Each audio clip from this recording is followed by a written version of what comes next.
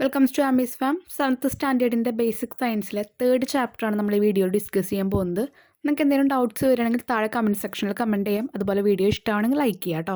നമ്മുടെ വീഡിയോസിൻ്റെ എന്തെങ്കിലുമൊക്കെ ഇമ്പ്രൂവ്മെൻറ്റ്സ് കൊണ്ടുവരണമെന്ന് നിങ്ങൾക്ക് തോന്നുന്നുണ്ടെങ്കിൽ അതും കൂടി കമൻറ്റ് ചെയ്ത് വയ്ക്കാം കേട്ടോ. നമുക്ക് സ്റ്റാർട്ട് ചെയ്യാം. Chapter 3 acid and alkalies. ആദ്യം തന്നെ നമുക്കൊരു ഡയറി തന്നിട്ടുണ്ട്, ജസ്റ്റ് ഒന്ന് വായിച്ചു നോക്കാം. I went for a magic show yesterday. The magician fixed a white paper on a board. Then he slowly rubbed the board with a handkerchief. What a wonder, red letters started appearing on the board. അപ്പോൾ ഒരു ബോർഡുമേ ഒരു magician magic ഷോയിൽ പോയതാണ്. അപ്പോൾ ഒരു magician ഒരു white board അവിടെ വെച്ചിട്ടുണ്ട്. അവിടെ എന്ത് ചെയ്തു, ഒരു ഹാൻഡ് കർച്ചീഫ് കൊണ്ട് ആൾ ജസ്റ്റ് ആ ബോർഡിലൊന്ന് റബ്ബ് ചെയ്തു. അങ്ങനെ റബ്ബ് ചെയ്തപ്പോൾ അവിടെ ലെറ്റേഴ്സ്, ഓരോ റെഡ് ലെറ്റേഴ്സും ആ ബോർഡിൽ വരുന്നതായിട്ട് കണ്ടു. അപ്പോൾ അതെന്തൊരു വണ്ടറിങ് ആണ്, എന്തൊരു അത്ഭുതമാണെന്ന് നോക്കിയിട്ട് ആ കുട്ടി നിന്നു. ഇനി ഇതിൻ്റെ കാര്യങ്ങളാണ് നമ്മൾ ഈ ഒരു ചാപ്റ്ററിൽ പറയുന്നത്. Okay, didn't you read the diary? How did the red letters appear on the board? Does the magician have any extraordinary power? അപ്പം നിങ്ങൾ ആ ഡയറി വായിച്ചല്ലോ, ആ മജീഷ്യൻ എന്തെങ്കിലും എക്സ്ട്രാ ഓർഡിനറി പവർ ഉണ്ടെന്ന് നിങ്ങൾക്ക് തോന്നുന്നുണ്ടോ? അപ്പോൾ അതിൻ്റെ ആൻസേഴ്സൊക്കെ നമ്മൾ ഈ പറയുന്ന ആ ഒരു എക്സ്പെരിമെൻറ്റ്സിലൂടെ നമുക്ക് മനസ്സിലാവുള്ളൂ കേട്ടോ. അതിന് ഓരോന്നിനും ഓരോ ആൻസേഴ്സ് നമുക്കില്ല. The plant on which flowers appear.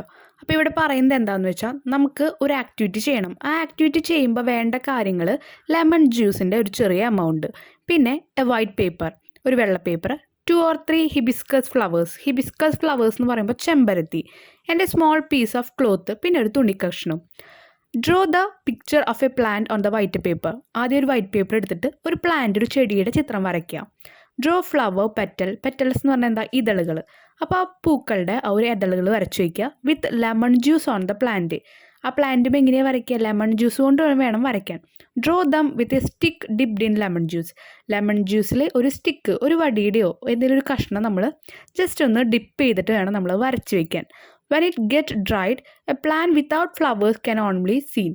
ഇനി ആ ലെമൺ ജ്യൂസ് ഉണങ്ങിക്കഴിഞ്ഞാൽ നമുക്ക് ഫ്ലവേഴ്സ് ഇല്ലാത്ത ഒരു പ്ലാന്റിനാണ് കാണാൻ പറ്റുക. Okay, rub hibiscus flowers thoroughly on a piece of cloth. അപ്പോൾ ഒരു തുണിക്കഷ്ണം എടുത്തിട്ട് അതിൽ ഈ ഹിബിസ്കസിൻ്റെ, ഈ ചെമ്പരത്തിയുടെ ഇതളുകൾ നമ്മൾ നന്നായിട്ട് ഉരയ്ക്കുക. Now the magic can be started. ഇനി മാജിക് സ്റ്റാർട്ട് ചെയ്യാണ്. അപ്പോൾ നമ്മുടെ മാജിക് തുടങ്ങുകയാണ്. അതിനായിട്ട് fix the white paper with the picture on a board. അപ്പോൾ നമ്മളൊരു ചിത്രം വരച്ചില്ലേ, ഒരു വൈറ്റ് പേപ്പറിൽ ചെടിയുടെ ചിത്രം, അത് നമ്മളൊരു ബോർഡിൽ ഫിക്സ് ചെയ്യുക. Rub the portion of flowers in the picture gently with the cloth already rubbed with hibiscus paper. മുൻപ് നമ്മളൊരു തുണിയിൽ ചെമ്പരത്തി കൊണ്ട് നമ്മൾ ഉരച്ച് വെച്ചിട്ടുണ്ടായിരുന്നു, റബ്ബ് ചെയ്ത് വെച്ചിട്ടുണ്ടായിരുന്നു. അത് നമ്മൾ എന്ത് ചെയ്യണം, ഫ്ലവേഴ്സ് വരുന്ന എല്ലാ ഭാഗത്തും അതുകൊണ്ടൊന്ന് ആ ഒരു തുണി കൊണ്ട് നമ്മൾ ഉരച്ചു കൊടുക്കുക. Didn't you see flowers appear in the picture? അപ്പോൾ ഈ പിക്ചറിൽ പൂക്കൾ പ്രത്യക്ഷപ്പെടുന്നതായിട്ട് നമുക്ക് കാണാൻ പറ്റും. Remember to use a magic wand while performing the magic show. Magic show ഒക്കെ ചെയ്യുമ്പോൾ ആൾക്കാരുടെ കയ്യിൽ ഇങ്ങനെ ഒരു വടി കാണാറില്ലേ, അപ്പോൾ അതൊക്കെ ഒന്ന് കൈ പിടിക്കാൻ ശ്രദ്ധിക്കുക. കാരണം നമ്മളൊരു മജീഷ്യനായിട്ടാണ് ഫ്രണ്ട്സിൻ്റെ മുന്നിൽ ഇത് കാണിച്ചു കൊടുക്കുന്നത്. Didn't you surprise your friends with your magic show? What could be the reason for the appearance of red flowers on the plant? Rub a hibiscus flower on a piece of paper. Pour 1 or 2 drops of lemon juice on it. Did you notice the color of change? ഇവിടെ നമ്മൾ ചെയ്യേണ്ടത്, ഒരു plain paper എടുത്തിട്ട്, ചെമ്പരത്തി പൂവ് എല്ലാവരുടെ വീട്ടിലും ഉണ്ടാവുമല്ലോ, അതെടുത്തിട്ട് ജസ്റ്റ് ഒന്ന് ആ ഒരു പേപ്പറിൽ ഉരയ്ക്കുക. അതിനുശേഷം 1-2 തുള്ളി ലെമൺ ജ്യൂസ് അതിലേക്ക് ഒഴിച്ചു കൊടുക്കുക. എന്ത് മാറ്റാ കാണുന്നത് നിങ്ങൾ നോക്കുക. ആ മാറ്റം എന്താണോ അത് എഴുതി വയ്ക്കുക. Which of the substance we commonly use have this property. അപ്പോൾ ഇതുപോലെ ഇപ്പോൾ ലെമൺ ജ്യൂസും ചെമ്പരത്തി പൂവും കൂടിയിട്ട് ചെയ്ത് കഴിഞ്ഞാൽ റെഡ് കളർ കിട്ടും, നമുക്ക് മനസ്സിലായി. ഇതുപോലെ ഏതൊക്കെ സബ്സ്റ്റൻസ്, ഏതൊക്കെ വസ്തുക്കൾക്കാണ് ഇതുപോലെയുള്ള ഒരു കഴിവുള്ളത്? Conduct an experiment with hibiscus paper on buttermilk, water, coconut oil, vinegar, soap solution, sugar solution, salt solution, tamarind water and milk. അപ്പോൾ ഇതിൽ ബട്ടർ മിൽക്ക് എന്ന് പറഞ്ഞാൽ എന്താ? ബട്ടർ മിൽക്ക് മോര്, വാട്ടർ വെള്ളം, കോക്കനട്ട് ഓയിൽ വെളിച്ചെണ്ണ, വിനേഗർ വിനാഗിരി, soap solution സോപ്പിൻ്റെ ഒരു സൊല്യൂഷൻ, ഷുഗർ സൊല്യൂഷൻ ഷുഗർ പഞ്ചസാര ആഡ് ചെയ്തിട്ടുള്ള സൊല്യൂഷൻ, സോൾട്ട് സൊല്യൂഷൻ ഉപ്പ് ചേർത്തിട്ടുള്ള സൊല്യൂഷൻ, ഉപ്പ് വെള്ളത്തിനാണ് പറയുന്നത്. ടാമറിൻഡ് എന്ന് പറഞ്ഞാൽ എന്താ? പുളിവെള്ളം, ടാമറിൻഡ് വാട്ടർ പുളിവെള്ളം, മിൽക്ക് പാല്. അപ്പോൾ ഇതൊക്കെ ഉപയോഗിച്ച് നമുക്കൊരു എക്സ്പെരിമെൻറ്റ് ചെയ്ത് നോക്കാം. ഏതിനൊക്കെയാണ് ഇതുപോലെ ഇപ്പോൾ ചെമ്പരത്തിയും ലെമണും കൂടി ആഡ് ചെയ്തപ്പോൾ ചുവപ്പ് കളർ വന്നില്ലേ, ഇതുപോലെ കളർ വരുന്നത് ഏതൊക്കെ ആഡ് ചെയ്യുമ്പോഴാണ്, കളർ വരാത്ത ഏതൊക്കെയാണ്, അതൊക്കെ നമുക്ക് ഈ എക്സ്പെരിമെൻറ്റ് വഴി ചെയ്യാം. അതിന് മുൻപായിട്ട് നമുക്ക് ഇവിടെ തന്ന 2 നോട്ട്സും അതിനോടനുബന്ധിച്ച് വരുന്ന കുറച്ച് ക്വസ്റ്റ്യൻസ് നോക്കാം. അത് കഴിഞ്ഞ് എക്സ്പെരിമെൻറ്റ് എഴുതുമ്പോൾ നമുക്ക് കുറച്ചും കൂടി ഡീപ്പായിട്ട് മനസ്സിലാവും. നോക്കാം. Hibiscus paper. Rub thoroughly a hibiscus flower on both sides of a piece of white paper. Remove all traces of flowers sticking on it after it is dried.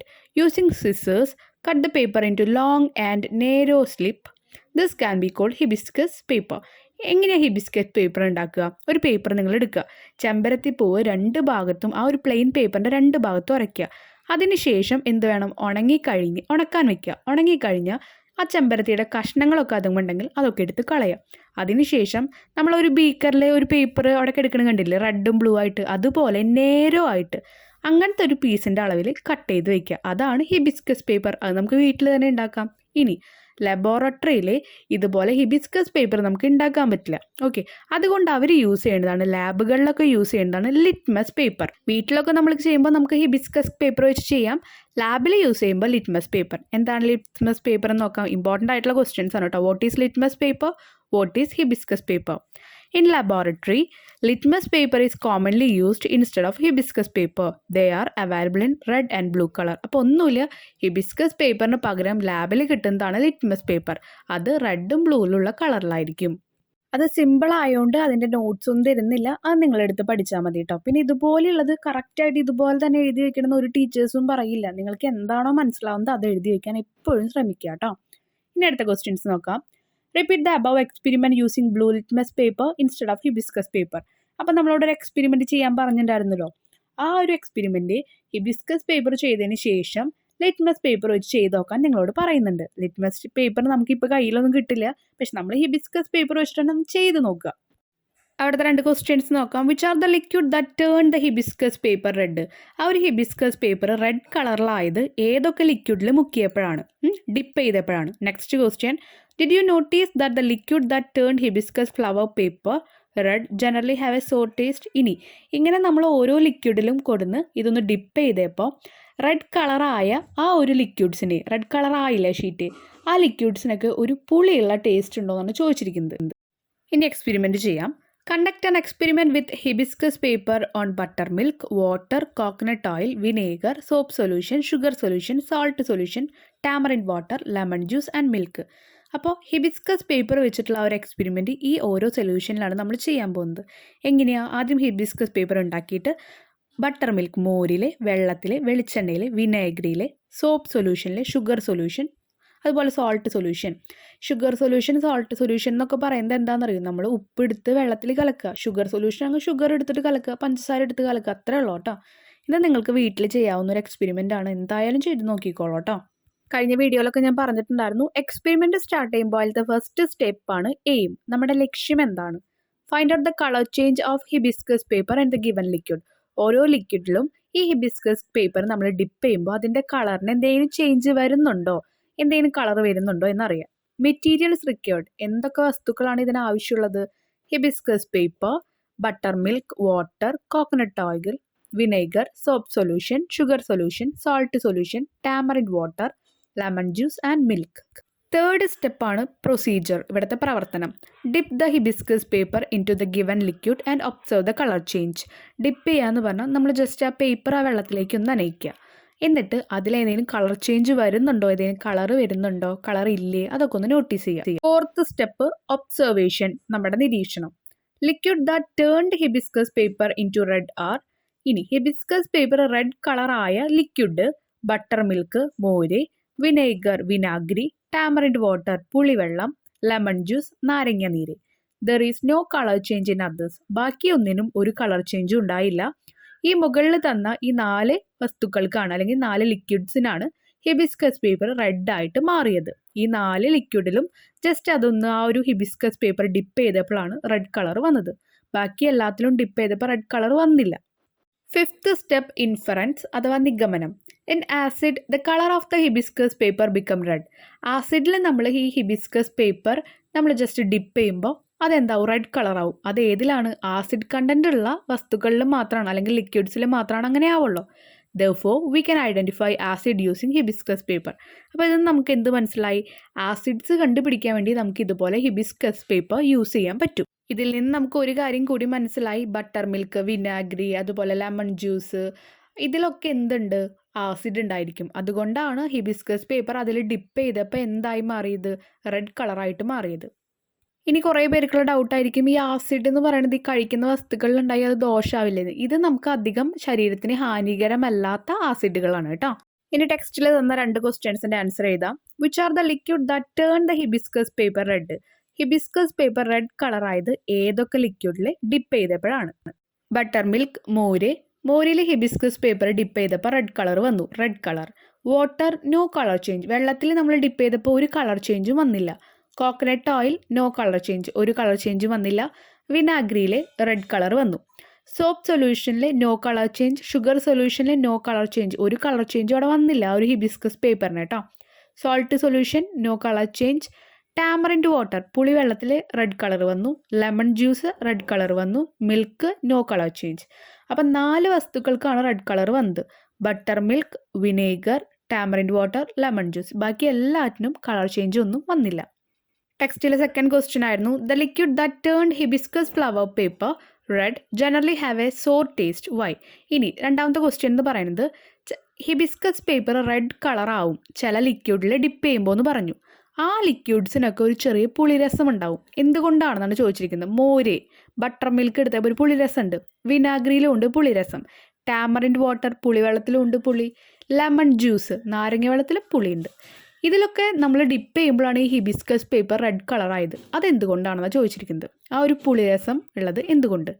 Acid properties behind the substance that has sour taste. ഏതൊക്കെ ലിക്വിഡ്സിനാണോ പുളിയായിട്ട് വരുന്നത്, പുളി taste വരുന്നത്, അതിലൊക്കെ എന്തുണ്ട്? ആസിഡിൻ്റെ ഒരു property ഉണ്ട്.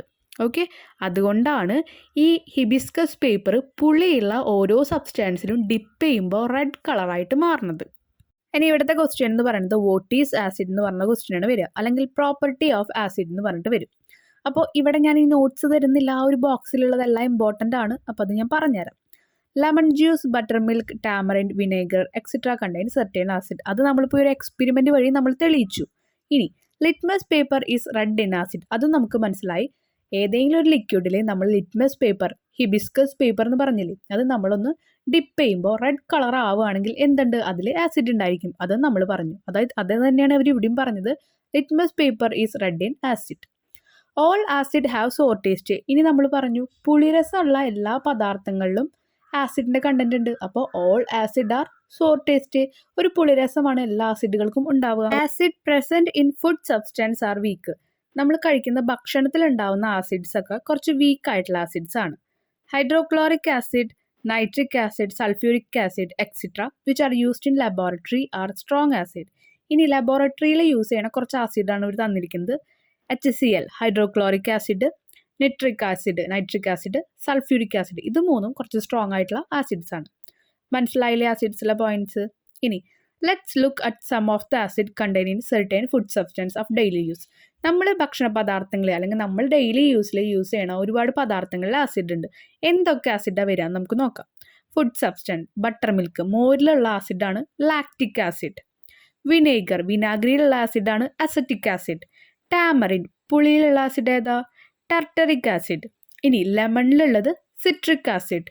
ആപ്പിളിലുള്ളത് മാലിക് ആസിഡ്. അപ്പോൾ കുറച്ച് ടൈപ്പ് ഓഫ് ആസിഡും അത് ഏതൊക്കെ ഫുഡ് സബ്സ്റ്റാൻസിലാണ് ഉണ്ടാവാമെന്ന് പഠിച്ചല്ലോ, അതൊന്ന് പഠിച്ചു വെക്കണം കേട്ടോ. ഇനി വൈൽ ഹാൻഡ്ലിങ് കെമിക്കൽസ്. ഇനി നമ്മൾ കെമിക്കൽസ് ഹാൻഡിൽ ചെയ്യുമ്പോൾ, യൂസ് ചെയ്യുമ്പോൾ കുറച്ച് കാര്യങ്ങൾ നമ്മൾ ശ്രദ്ധിക്കാണ്ട്. ഓക്കെ, അത് നോക്കാം. Do not taste. നമ്മൾ ടേസ്റ്റ് ചെയ്ത് നോക്കാൻ പാടില്ല. ഡു നോട്ട് ടച്ച്, തൊട്ട് നോക്കാൻ പാടില്ല. ഡു നോട്ട് സ്മെൽ, അതുപോലെ സ്മെൽ ചെയ്ത് നോക്കാൻ പാടില്ല. Do not let it fall on the body. നമ്മുടെ ശരീരത്തെ എവിടെയും ഈ കെമിക്കൽസ് വീഴാതെ നോക്കണം. Use a dropper while transferring acid from ബോട്ടിൽ.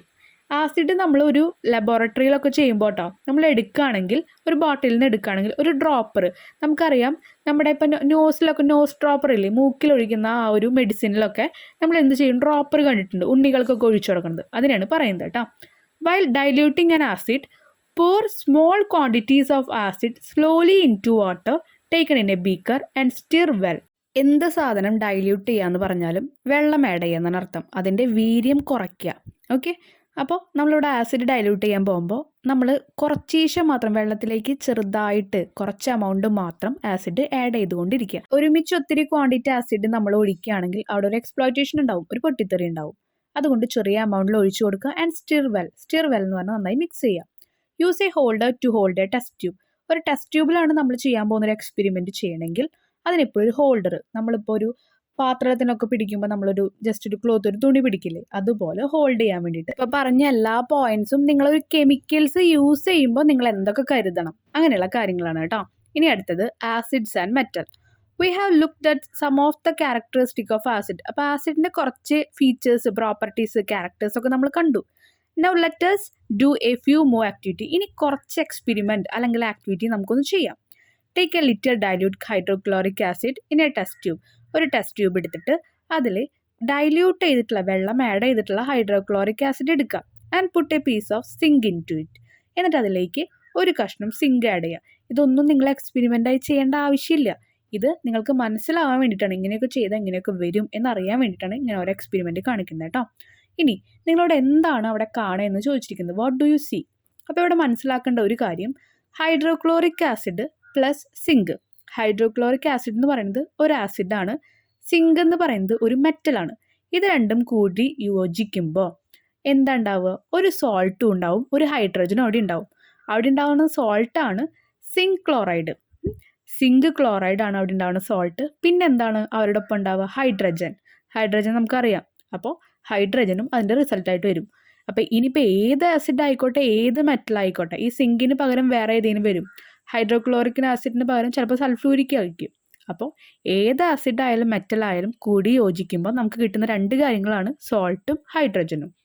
ഇനി അടുത്ത ക്വസ്റ്റ്യൻ ആൻസർ എഴുതാം. What do you see? നിങ്ങൾ എന്താണ് അവിടെ കാണാൻ പറ്റുക? ഹൈഡ്രോക്ലോറിക് ആസിഡിലേക്ക് നമ്മൾ എന്ത് ചെയ്തു? ഒരു സിങ്കിൻ്റെ ഒരു കഷ്ണം ഇട്ട് കൊടുത്തു.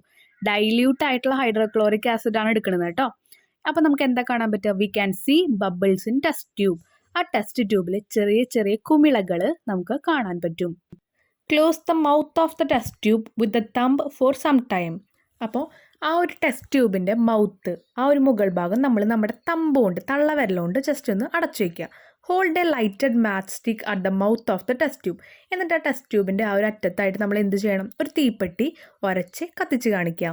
And remove the thumb. എന്നിട്ട് എന്ത് വേണം? ആ തമ്പ്, ആ വെച്ച കൈവിരലെ നമ്മൾ എന്ത് വേണം? മാറ്റണം. What was happen? അപ്പോൾ എന്താണ് സംഭവിക്കുക? Do not forget to record the experiment conducted by the observation make in your science diary. ഇത് സയൻസ് ഡയറിയിൽ സൂക്ഷിച്ചു വെക്കാൻ, എഴുതാൻ നിങ്ങൾ മറക്കരുത്. സോ അതിൻ്റെ ആൻസർ നോക്കാം. The flame goes off and the gas burns in blue colour with a pop sound. അപ്പോൾ ഫ്ലെയിം, അവിടെയുള്ള തീ എന്ത് ചെയ്യും? നമ്മൾ കത്തിച്ച് വെച്ചാൽ തീ കെടും. എന്നിട്ട് അവിടെയുള്ള ഗ്യാസ് ബ്ലൂ കളറിൽ ബേൺ ചെയ്യും, കത്തും. അതിനുള്ളിൽ നിന്ന് വരുന്ന ഒരു ഗ്യാസ് കേട്ടോ. വിത്ത് പോപ്പ് സൗണ്ട് എന്ന് പറയുമ്പോൾ നമുക്കറിയാം, നമ്മളിങ്ങനെ തീ കത്തിക്കുമ്പോഴേക്കിങ്ങനെ ടിക് ടിക് എന്ന് പറഞ്ഞിട്ട് സൗണ്ട് കേൾക്കില്ല എന്ന്, ആ പൊട്ടിത്തെറിക്കുന്ന ഒരു ശബ്ദം. Here hydrogen gas is formed. ഇവിടെ വന്ന ഗ്യാസ് എന്ന് പറയുന്നത് ഹൈഡ്രജൻ ആണ്. By the reaction of hydrochloric acid and zinc. Hydrochloric ആസിഡും സിങ്കും കൂടി റിയാക്ട് ചെയ്തപ്പോഴാണ് ആ ഒരു ഹൈഡ്രജൻ ഗ്യാസ് അവിടെ നിന്ന് വന്നത്. Hydrogen gas is inflammable. Inflammable എന്ന് പറയുമ്പോൾ കത്തുന്ന ഒരു വാതകമാണ്, എന്ന് വെച്ചാൽ കത്താൻ എല്ലാ ചാൻസസും ഉണ്ട്. അപ്പോൾ നമുക്ക് ഈ എക്സ്പെരിമെൻ്റ് എന്ന് മനസ്സിലായി. ഹൈഡ്രോക്ലോറിക് ആസിഡും സിങ്കും കൂടി മിക്സ് ചെയ്ത് കഴിഞ്ഞാൽ ഹൈഡ്രജൻ ഗ്യാസ് അവിടെ ഫോം ചെയ്യും. ഈ ഹൈഡ്രജൻ ഗ്യാസ് അവിടെ ഫോം ചെയ്യുന്നുണ്ടെങ്കിൽ നമുക്കൊരു ബലൂൺ വീർപ്പിച്ചൂടെ? അതാണ് ആ ഒരു ബോക്സിൽ തന്നിരിക്കുന്നത്. Let's make A hydrogen balloon. എങ്ങനെയാണ്? ഡൈല്യൂട്ട് ആസിഡിലേക്ക്, ഡൈല്യൂട്ട് എന്ന് പറഞ്ഞാൽ ഞാൻ പറഞ്ഞു വെള്ളം ആഡ് ചെയ്യുക. ഹൈഡ്രോക്ലോറിക് ആസിഡ് ഏത് ആസിഡ് ആയാലും അത് ഡൈല്യൂട്ട് ആവണമെങ്കിൽ കുറച്ച് വെള്ളം ഒഴിക്കുക. അപ്പോൾ അതിലേക്ക് സിങ്കും കൂടി മിക്സ് ചെയ്യുമ്പോൾ അവിടുന്ന് ഹൈഡ്രജൻ ഗ്യാസ് വരും. ആ ഹൈഡ്രജൻ ഗ്യാസ് വരുമ്പോൾ നമ്മൾ ആ ബോട്ടിലിൻ്റെ മുകളിലായിട്ട് ഒരു ബലൂൺ വെച്ചു. ആ ഹൈഡ്രജൻ ഗ്യാസ് കൊണ്ട് ആ ബലൂൺ എന്ത് ചെയ്തു? വലുതായി. ഇവിടുത്തെ question, which gas fills the balloon? Balloon fill ചെയ്തത് ഏത് ഗ്യാസ് കാരണമാണ്? ഹൈഡ്രജൻ ഗ്യാസ് കാരണമാണ്. From where did the gas come? എവിടെ നിന്നാണ് ഈ ഗ്യാസ് വന്നത്? Due to the reaction between acid and metal. അവിടെ ഹൈഡ്രോക്ലോറിക് ആസിഡും അതുപോലെ മെറ്റൽ ആയിട്ടുള്ള സിങ്ക്, ഓക്കെ, അത് രണ്ടും ആഡ് ചെയ്തപ്പോഴാണ് എന്ത് വന്നത്? ആ ഗ്യാസ് വന്നത്. അപ്പോൾ ആസിഡും മെറ്റലും കൂടി റിയാക്ട് ചെയ്ത് കഴിഞ്ഞാൽ നമുക്ക് എന്ത് കിട്ടും? ഹൈഡ്രജൻ ഗ്യാസ് വരും. When dilute hydrochloric acid react with zinc, hydrogen is produced. നമുക്ക് മനസ്സിലായി, ഒരു മെറ്റലും ഒരു ആസിഡും കൂടി റിയാക്ട് ചെയ്തപ്പോൾ ഹൈഡ്രോക്ലോറിക് ആസിഡും മെറ്റലായിട്ടുള്ള ഒരു സിങ്കും റിയാക്ട് ചെയ്തപ്പോൾ ഹൈഡ്രജൻ വന്നു. Hydrogen is inflammable. ഹൈഡ്രജൻ എന്ന് പറയുന്നത് കത്തുന്ന ഒരു വാതകമാണ്. Hydrogen gas evolve from the test tube and burns with a low noise when lighted. നമ്മൾ തീ കത്തിച്ചപ്പോൾ ടെസ്റ്റ് ട്യൂബിൻ്റെ അകത്തുള്ള ഒരു ഹൈഡ്രജൻ പുറത്തേക്ക് വന്ന് അവിടെ നിന്ന് കത്തി. ഇനി do the same experiment using dilute sulphuric acid and metal like zinc, magnesium and aluminium. Record the observation in your science diary. ഇനി നിങ്ങൾ എന്താ ചെയ്യേണ്ടത്? നമ്മളിപ്പോൾ ചെയ്ത ഈ ഒരു എക്സ്പെരിമെൻറ്റ് മഗ്നീഷ്യം വെച്ചിട്ട്, സിങ്ക് വെച്ചിട്ട്, അലുമിനിയം വെച്ചിട്ടൊക്കെ ഒന്ന് ചെയ്ത് നോക്കാം. ഇതെല്ലാം മെറ്റലാണ്. ഇതെല്ലാം ചെയ്യുന്നത് ആ ഒരു ആസിഡിലാണ്. അപ്പോൾ സെയിം റിയാക്ഷൻ തന്നെയാണ് ഉണ്ടാവാൻ പോകുന്നത്. എന്നാലും നമുക്കൊന്ന് നോക്കാം എങ്ങനെ വരുന്നത്. നമ്മൾ ഒരു ഉത്തരം പഠിച്ചു കഴിഞ്ഞാൽ ഇതിനെല്ലാത്തിനും ആൻസർ എഴുതാൻ പറ്റും കേട്ടോ. ആദ്യത്തെ നോക്കാം. Reaction of sulphuric acid and zinc. Sulphuric acid നമ്മളിവിടെ എടുക്കുന്നത്, അതും സിങ്കുമായിട്ട്. അപ്പോൾ ഒരു ആസിഡും സിങ്കാണ്, ഹൈഡ്രജൻ ഉണ്ടാവും നമുക്കറിയാം. സെയിം പ്രോസസ്സ് തന്നെയാണ് പറയാൻ പോകുന്നത് കേട്ടോ. Take A little dilute sulphuric acid. ആദ്യം നമ്മൾ ഡൈല്യൂട്ട് ആയിട്ടുള്ള സൾഫ്യൂരിക് ആസിഡ് എടുത്തു. ഏത് ആസിഡ് എടുക്കുമ്പോഴും dilute sulphuric acid, dilute acid എന്ന് എഴുതാൻ മറക്കരുത്. ഇനി ടെസ്റ്റ് ട്യൂബ് എടുക്കുന്നത് ഒരു ടെസ്റ്റ് ട്യൂബിലാണ്. And put a piece of zinc into it. ഇനി സിങ്ക് അതിലേക്ക് ഇടുക. Close the mouth of the test tube. അതിനുശേഷം നമ്മൾ മറ്റേ ചെയ്ത പോലെ തന്നെ അതിൻ്റെ ആ ഒരു മൗത്ത് നമ്മൾ നമ്മുടെ തള്ളവിരലുകൊണ്ട് അടച്ചു. Hold a lighted match stick at the mouth of the test tube. എന്നിട്ട് എന്ത് ചെയ്തു? ടെസ്റ്റ് ട്യൂബിൻ്റെ മൗത്തിലേക്ക് നമ്മൾ ഇത് കാണിച്ചു. Gas bubbles are formed. അവിടെ കഴിഞ്ഞതിലുള്ള പോലെ തന്നെ ഗ്യാസ് ബബിൾസ് വന്നു, കുമിളകൾ വന്നു. The flame goes off and the gas burns in blue colour with a pop sound. കത്തിച്ച് വെച്ച തീപ്പെട്ടി കെട്ടു. ഫ്ലെയിംസ് ഓഫ് എന്ന് പറയുമ്പോൾ കെട്ടുപോയി. അതിൻ്റെ ഉള്ളിൽ നിന്ന് വരുന്ന ഗ്യാസ് ബ്ലൂ കളറിൽ, നീല കളറിൽ ഒരു ചെറിയ പോപ്പപ്പ് സൗണ്ടോട്, പൊട്ടിത്തെറിക്കുന്ന സൗണ്ടോട് കൂടി കത്തി. Here hydrogen gas is produced by the reaction of zinc and sulphuric acid. Sulphuric ആസിഡും ഈ ഒരു സിങ്കും കൂടി റിയാക്ട് ചെയ്തപ്പോൾ ഹൈഡ്രജൻ ഗ്യാസ് ഫോം ചെയ്തു. ഈ കാര്യം തന്നെയാണ് അതിൽ മെറ്റലും ആസിഡും നമ്മൾ മാറ്റി എഴുതുക. ആ ഒരു പ്രോസസ്സിൽ വരുന്നതൊക്കെ ഇനി അങ്ങനെയാണ് കേട്ടോ. അടുത്ത രണ്ടെണ്ണം നിങ്ങൾ നോക്കുക. മെറ്റലും ആസിഡും മാത്രമേ മാറുന്നുള്ളൂ. ബാക്കി എല്ലാ കാര്യങ്ങളും ഒരെണ്ണം പഠിച്ചു വെച്ചാൽ നിങ്ങൾക്ക് ഇത് എല്ലാതും കിട്ടും. ഇനി അടുത്തത് ചെയ്യുന്നത് മഗ്നീഷ്യം ആയിട്ടാണ്. അപ്പം നോക്കിക്കോ, ആ ഒരു മഗ്നീഷ്യം നേരത്തെ സിങ്ക് ചെയ്ത പോർഷനിലൊക്കെ മഗ്നീഷ്യം എഴുതുന്നു, അത്രേ വരുന്നുള്ളൂ. ഇനി അടുത്തത് അലുമിനിയം. മഗ്നീഷ്യം എഴുതിയ എല്ലാ ഭാഗത്തും അലുമിനിയം എഴുതുന്നു, അത്രേ വ്യത്യാസം വരുന്നുള്ളൂ. Next question. Have you notice the bottle and stopper use to store acid in the laboratory? Why are metal stoppers not used? നമ്മൾ ആസിഡൊക്കെ ലബോറട്ടറിയിൽ സൂക്ഷിച്ച് വെക്കുന്നത് ഒരു ബോട്ടിലായിട്ടാണ്. ആ ബോട്ടിലിൻ്റെ സ്റ്റോപ്പർ എന്ന് പറയുമ്പോൾ നമ്മളിപ്പോൾ ടോപ്പ് മൂടിയൊക്കെ പോലെ, അത് മെറ്റൽ കൊണ്ടല്ല അവർ ഉപയോഗിക്കുക, മെറ്റൽ അല്ല. അതെന്തുകൊണ്ടാണെന്നാണ് ചോദിച്ചിരിക്കുന്നത്.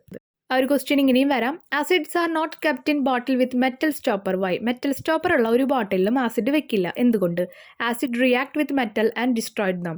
ആസിഡ് ആ ഒരു മെറ്റലായിട്ട് റിയാക്ട് ചെയ്തതിന് ശേഷം അതിനെ ഡിസ്ട്രോയ് ചെയ്ത് നശിപ്പിക്കും. അതുകൊണ്ടാണ് ലബോറട്ടറീസ് എല്ലാത്തിലും ആസിഡ് ബോട്ടിലിൽ വെക്കുമ്പോൾ അതിന് മെറ്റലിൻ്റെ സ്റ്റോപ്പർ, ആ ഒരു മൂടി യൂസ് ചെയ്യാത്തത്. Next question. The pickles we commonly use are acidic in nature. നമ്മൾ യൂസ് ചെയ്യുന്ന എല്ലാ അച്ചാറുകളിലും അസിഡിക് നാച്ചർ ഉണ്ട്. വിനാഗിരി ആഡ് ചെയ്യുമ്പോൾ വിനാഗിരിയിൽ ആസിഡ് ഉണ്ടായിരിക്കും നമ്മൾ പറഞ്ഞു. Okay. Are they stored in metal container? അപ്പോൾ ഇങ്ങനെ അസിഡിക് ക്യാരക്ടർ ഉള്ള ഒരാളെ നമ്മൾ മെറ്റൽ കണ്ടെയ്നറിൽ സ്റ്റോർ ചെയ്യാൻ പറ്റുമോ, സൂക്ഷിക്കാൻ പറ്റുമോ എന്നാണ് ചോദിച്ചിരിക്കുന്നത്. Pickles are acidic in nature. നമുക്കറിയാം ആസിഡ് നാച്ചർ ഉണ്ടായിരിക്കും എല്ലാ അച്ചാറുകൾക്കും. Acid react with metal and new substance are formed. നമുക്കറിയാം ആസിഡ് ഒരു മെറ്റലായിട്ട് റിയാക്ട് ചെയ്ത് കഴിഞ്ഞാൽ അവിടെ ഒരു പുതിയ വസ്തു ഫോം ചെയ്യും, ഉണ്ടാവും. അവിടെ ഹൈഡ്രജൻ ഫോം ചെയ്തു എന്ന് നമ്മൾ കഴിഞ്ഞ എക്സ്പെരിമെൻറ്റിൽ പറഞ്ഞു. The new substance formed may cause health problem. അങ്ങനെ പുതിയൊരു വസ്തു അവിടെ ഉണ്ടാവുകയാണെങ്കിൽ അത് നമ്മുടെ ആരോഗ്യത്തിന് ഹാനികരമാണ്. Who identify the hydrogen gas for the first time? ആദ്യമായിട്ട് ഹൈഡ്രജൻ ഗ്യാസ് കണ്ടുപിടിച്ചത് ആരാണ്? Henry Cavendish. നിങ്ങൾക്ക് ആ പേജിൽ തന്നെ ഒരു ബോക്സ് തന്നിട്ടുണ്ടാവും, അതൊന്ന് വായിച്ചു നോക്കുക കേട്ടോ. അടുത്ത ടോപ്പിക് കുറച്ച് പോർഷനും കൂടി അവരതിൽ പറയുന്നുണ്ട്. Have you learn that acid react with metal? നമുക്കറിയാം ആസിഡ് മെറ്റൽ നമ്മൾ റിയാക്ട് ചെയ്യുന്നറിയാം. Therefore metal containers are not use to store food substance containing tamarind, butter milk, വിനാഗിരി, ലെമൺ ജ്യൂസ്. ഇതെല്ലാം ആസിഡ് കണ്ടന്റ് ഉള്ളതാണെന്ന് നമ്മൾ പഠിച്ചു. അപ്പോൾ ഇത് ഏതൊക്കെ വസ്തുവിലുണ്ടോ അതൊന്നും മെറ്റലിൽ ഉപയോഗിക്കാൻ പാടില്ല. മെറ്റൽ പാത്രങ്ങളിൽ സ്റ്റോർ ചെയ്യാൻ പാടില്ല. Some of these substance produced by the reaction of metal with acid can cause health problem. മെറ്റലും ആസിഡും കൂടി റിയാക്ട് ചെയ്യുമ്പോൾ നമുക്ക് ഹെൽത്ത് ഇഷ്യൂസ് ഉണ്ടാവും. കാരണം എന്താ? മൂന്നാമതൊരാൾ അവിടെ ഉണ്ടാവുന്നുണ്ട്. അതുകൊണ്ട് is an aluminium vessel or an earthen pot more suitable for preparing food containing butter milk?